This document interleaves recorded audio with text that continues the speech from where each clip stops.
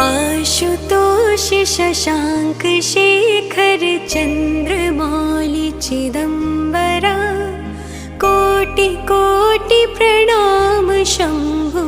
कोटि नमन दिगंबरा निर्विकार ओमकार अविनाशी तुम्ही देवाधिदेव